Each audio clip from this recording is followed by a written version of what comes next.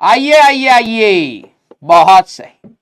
तो कल हम देखे एक बच्ची थी भूमिका करके, जम्मू कश्मीर से, तो कह रहे कि सर आप झूठ बोलते हो, आप हमारे कमेंट नहीं पढ़ते हो। तो भूमिका बेटा आपका कमेंट पढ़ा था, थोड़ा सा कम गरियाया करिए हमको।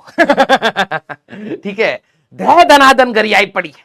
ठीक है, तो आइए आइए, good evening good evening. I hope आप सभी लोगों की एक पहली क्लास हो चुकी है, अच्छे से हो चुकी है।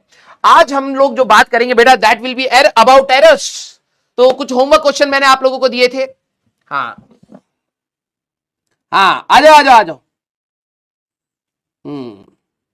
एक को देखो, आपकी शिकायत करेंगे अलग से, कर ले। जैसे हमको कोई फर्क पड़ रहा है। हाँ, आ जाओ भैया, आ जाओ आ जाओ आ जाओ। ये देखो, हमारी चाचियां जाग गई हैं यहां पर। अर्चना मैडम रोस्टेड यू।